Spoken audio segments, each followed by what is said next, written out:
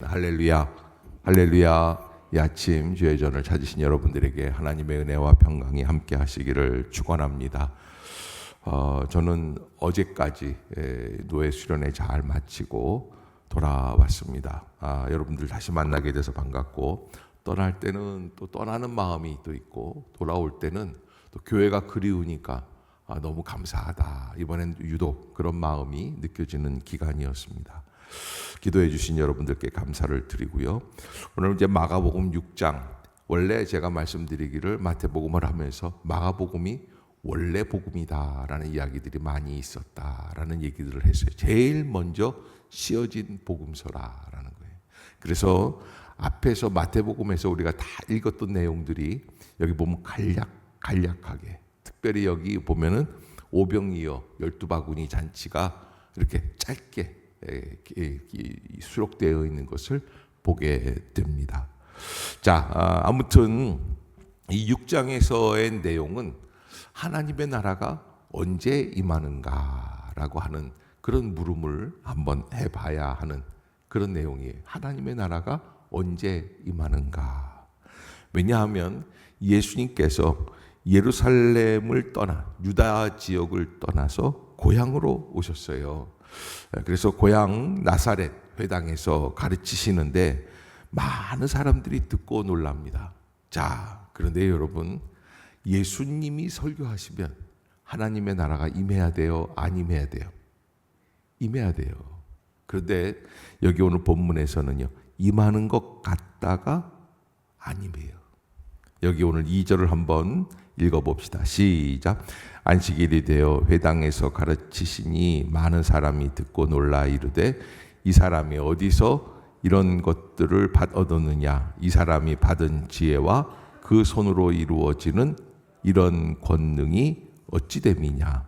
이 사람이 마리아의 아들 목수가 아니냐? 자, 이렇게 예수님이 베푸시는 역사, 말씀, 그 권능은 놀라지만은 그러나 왜 하나님의 나라가 임하지 아니하냐? 3절에 보면 이 사람이 마리아의 아들 목수가 아니냐? 그러니까 인간적인 눈으로 보는 거예요. 인간적인 귀로 듣는 거예요. 인간적인 마음으로 생각하는 거예요. 그러면 하나님의 나라가 임한다, 안 임한다? 안 임한다 라고 하는 것을 예수님의 말씀으로 말씀해 주시는 것이죠. 자, 그래서 4절에 예수님은 그 모습을 보고 안타까워서 선지자가 자기 고향과 자기 친척과 자기 집 외에서는 존경을 받지 못함이 없느니라, 이렇게 말씀을 하시는 거예요. 여기 자기 고향과 자기 친척과 자기 집 외에서는, 이게 무슨 말씀이에요? 자기 고향에서 자기 친척에게서는 왜 존경을 받지 못합니까? 왜? 어렸을 때부터 기저귀 차고 다닐 때부터 다 알아봤으니까. 그래서 저희 이제 그 외사촌 누이가 저를 어렸을 때부터 참 많이 이뻐해 주셨어요. 사랑해 주시고, 그래서 마치 저하고 이제 나이 터 우리 한 십몇 년 차이가 나니까 친아들처럼 그렇게 키워 주셨어요. 그런데 급할 때는요, 제가 이제 목사가 되고 난 다음부터 그분이 또 아주 굉장히 믿음 좋으신 권사님이에요. 그래서 깍듯하게 아이고 목사님 오셨어요. 목사님 너무 귀합니다. 항상 존댓말을 해주세요. 그래서 아이고 누님 너무 그러지 마세요. 갈 정도로 그러시는데, 근데 급할 때는 반말이 나와요. 내가 그랬잖아. 그럼 딱 이렇게 급할 때는요 반말이 나와요. 이게 왜 그러느냐? 이게 사실은 잘 알고 있는 친숙함에서 오는 하나님의 나라와의 상반관계, 함수관계라고 할 수 있어요. 그래서 믿음이라는 것은 낯설게 들릴 수 있어야지 된다. 제가 오늘 이렇게 한 4일 만에 와서 여러분들에게 말씀을 전하니까 아마 묵도할 때부터 목사님 오셨구나. 그리고서 이제 안심이다. 그리고 이렇게 듣는데 너무 편안하게 들리시죠? 근데 여기 편안한 게 문제예요. 여러분, 편안함은요, 좀 하나님의 나라가 좀 잘 임할 수가 없어요. 왜? 의례적으로 들으니까요. 그래서 낯설은 말씀. 여기 이 사람들은 왜 이 사람이 마리아의 아들 목수가 아니냐라는 말씀은 무슨 얘기냐면 하나님의 목소리로 듣지 않고 누구의 음성으로? 사람의 음성으로 듣는다는 거예요. 하나님께서 저분을 통해서 그렇게 말씀하시는구나가 아니라 저 목수 아들 요셉인데, 요셉의 아들 예수인데 왜 저럴까? 라는 그런 질문이죠. 자, 그러면서 7절에 보면은 예수님께서는 다시 12제자를 파송하시고요. 그러면서 12제자를 파송하신다라는 것은 무엇이냐면 바로 거기에서 무슨 일이 벌어집니까? 하나님의 나라가 또 시작이 되는 거예요. 자, 여러분 보세요. 갈릴리 나사렛 사람들은 믿지 않아요. 받아들이지 않습니다. 그러나 그럼에도 불구하고 하나님의 나라는 어떻게 돼요? 진행이 되는 거예요. 그게 하나님의 나라예요. 하나님의 나라가 내가 원한다고 멈추거나 내가 원한다고 진행이 되는 게 아니라 하나님의 나라는 나와 상관없이 진행이 돼요. 그런데 나는 내가 받아들이질 않으면 하나님의 나라가 내 속에 들어온다, 안 들어온다? 안 들어온다는 거예요. 여러분, 이 얘기가 굉장히 중요한 얘기예요. 하나님의 나라는 나하고 상관이 있다 없다? 없이 진행이 돼요.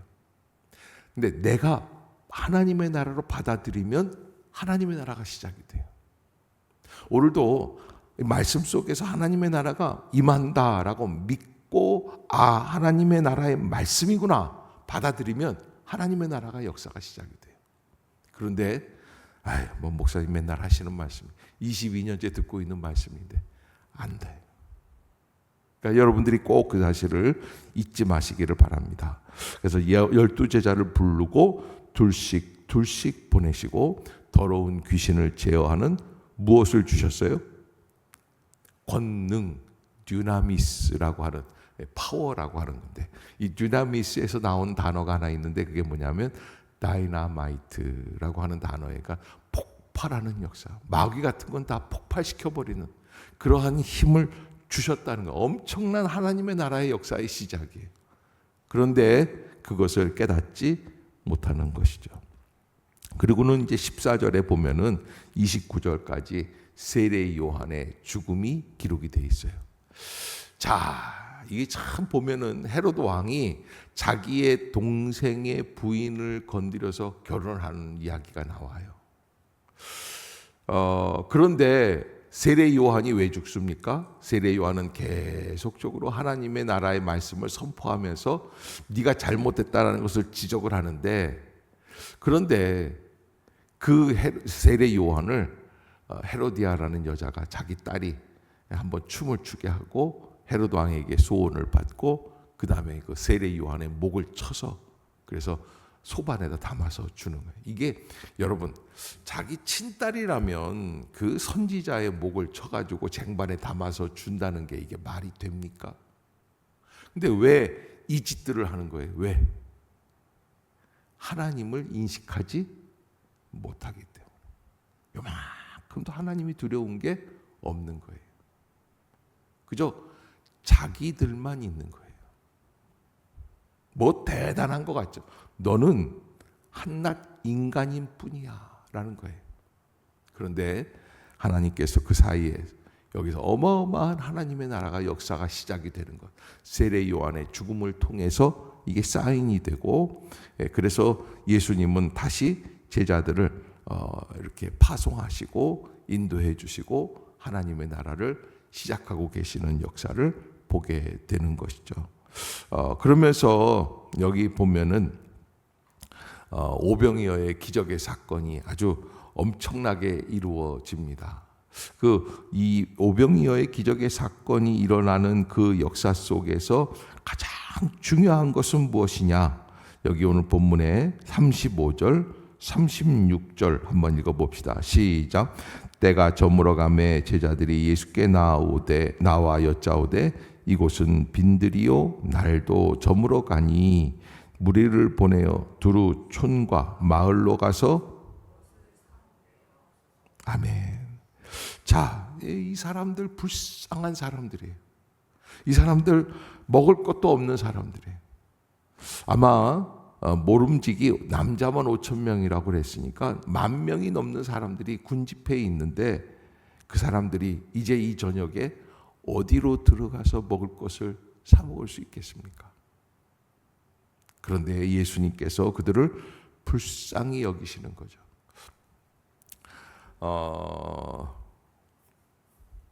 하늘 아래 고아라는 얘기가 있죠. 갈 곳이 없어요. 저녁에 보면은 이렇게 예전에 보면은 이제 저녁 뉘엿뉘엿 놀이터에서 놀다가 이렇게 보면은 야 철수야 들어와 밥 먹자, 영희야 들어와, 다 엄마가 불러요. 근데 엄마 아빠가 없는 애는 부르는 사람이 있다 없다, 그 얘기예요. 갈 곳이 없어요.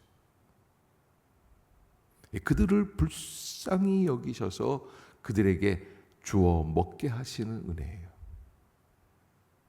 그래서 이 오병이어의 기적의 사건 속에 가장 중요한 것은 하나님의 나라가 시작됐기 때문에 예수님을 따르는 그 오클로스라고 그러거든요. 백성들이에요. 무리들이에요. 그 많은 무리들, 정말 불쌍하고 길 잃은 사람들, 예수님께서는 그들을 하나님의 마음으로 친히 불쌍히 여기시고 베풀어 주신 기적이 오병이어의 기적이다.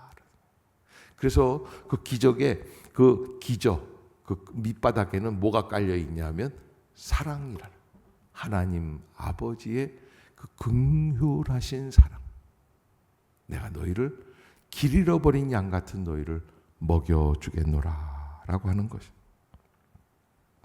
그리고 그 기적 속에서 다시 새로운 역사가 시작이 되는 것이죠. 자, 우리도 12강조리 기도축제를 마치면서 이제 내년에 또 해야 되는데, 하나님 우리에게도 먹을 수 있는 하늘나라의 신령한 음식, 또 배부릴 수 있는 그런 축복을 더하여 주시어서 정말 21세기 교회가 쇠퇴하고 있다고 하는 이 시대에 다시 살아날 수 있는 영생의 소망이 이 집회를 통해서 이루어지게 하여 주시옵소서 하는 그 마음으로 시작하는 그런 역사가 있기를 주의 이름으로 부탁합니다. 그 다음에는 다시 예수님께서 제자들을 보내시고 저 나사렛 갈릴리 저쪽 건너편 벳세다로 가게 하시고, 그리고 무리를 작별하신 후에는 기도하러 산으로 가시고, 그래서 배에 탔던 제자들은 무엇을 만나게 됩니까? 풍랑을 만나게 됩니다. 그 왜 풍랑을 만나나? 자, 이 왜 풍랑을 만났을까? 또 예수님은 풍랑을 잠잠케 하시는데 제자들은 왜 이렇게 힘들었을까? 52절 한번 읽어봅시다. 시작. 이는 그들이 그 떡 떼시던 일을 깨닫지 못하고 도리어 그 마음이 둔하여졌음이러라. 아멘. 이는 그들이 그 떡 떼시던 일을 깨닫지 못하고 도리어 그 마음이 둔하여졌더라 라는 건 무슨 뜻일까요? 예? 무슨 뜻이에요? 예수님이 떡 떼시던 일을 깨닫지 못한다. 여러분, 예수님은 떡을 떼어주셨어요. 그런데 하나님의 권능, 하나님의 사랑으로 먹여주시고 그 모든 백성들을 위로해 주시고 하늘문을 열어주셨어요. 그런데 그들의 마음이 둔하여졌어요. 첫 번째, 그들은 떡을 떼실 때 떡을 떼면서 먹었던 백성들과 함께 마음에 무슨 생각이 있냐면, 야 이거 봐라, 예수님이 왕이 되면 이제 먹을 걱정이 없겠구나 라고 하는 마음이 그들의 마음을 둔하게 하는 거예요. 여러분, 예수님을 따라다니면서 먹고 살 일 걱정하기 시작을 하면요, 그러면 이게 마음을 둔하게 하는 일들이 되는 거예요. 두 번째 뭐예요? 풍랑 때문에 마음이 둔해져요. 시대적인 환경, 여건, 풍랑이 일고 세상에 사는 게 어렵다고 그러고 경기가 안 좋다고 그러고 두려워 떨고 나도 죽으면 어떻게 되나, 나도 힘들면 어떻게 되나, 물에 빠지면 어떻게 되나, 그러다면 이게 마음이 둔하여집니다. 따라해 봅시다. 나의 믿음을 온전케 하여 주옵소서. 둔하여지면 안 되는 거예요. 포로라고 하는 단어인데 돌조각처럼 딱딱해졌다라고 하는 마음. 돌조각처럼 딱딱해진 마음이 되지 않게 둔하여졌다라는 것은 말해도 듣지 못하고 울어도 듣지 못하고 깨닫지 못하고 돌이키지 못하고 강팍한 마음으로 오직 내 생각만 한다는 거예요. 거기에 하나님의 나라가 오지 못한다는 것이죠. 그러기에 우리가 하나님 앞에서 어떤 일이 있어도, 여러분 예수님과 같이 다녔어요. 그리고 예수님이 만드신 기적의 떡을 같이 먹었어요. 그런데 잠깐 풍랑이 인다고 어떻게 돼요? 마음이 둔하여지는 거예요.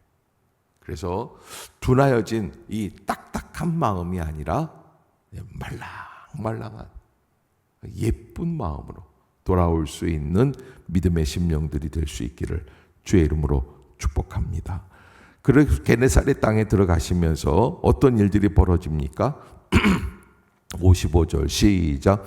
그 온 지방으로 달려 돌아다니며 예수께서 어디 계시다는 말을 듣는 대로 병든 자를 침상째로 메고 나오니 아무데나 예수께서 들어가시는 지방이나 도시나 마을에서 병자를 시장에 두고 예수께 그의 옷가에라도 손을 대게 하시기를 간구하니 손을 대는 자는 다, 이게 뭐예요? 막 소란스럽고 난리 난 게 아니라 하나님 나라의 흥황한 역사예요. 하나님의 나라가 막 이렇게 시작이 돼요. 그런데 이 역사가 유다 지역에서는 안 일어나요. 저 북쪽에 버림받은 땅에서만 일어나는 거예요. 왜 그래요? 유다 지역에서는 지금 세례 요한이 죽고 민심이 흉흉하고 사람들의 마음이 닫혀 있고 또 예수님 본인 자체를 잘 인정 안 해요. 그래서 하나님의 나라는 이미 시작이 됐습니다. 그런데 하나님의 나라는 우리가 인정하든지 안 하든지 쫙 번져나갑니다. 그래서 특히 하나님의 나라가 예수님의 고향 나사렛에서 나왔어요. 나사렛이라는 것은 무슨 뜻이냐면 새 순이라는 거예요. 새 싹이라는 거예요. 어린 나무라는 거예요. 이게 이 나무가 어떻게 돼요? 자라가기 시작하는 것을 보여주고 있습니다. 사람들이 인정을 하든 인정을 하지 않든.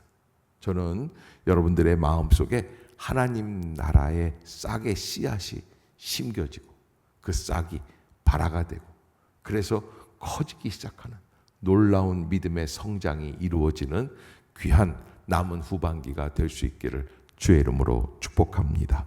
기도하겠습니다. 사랑의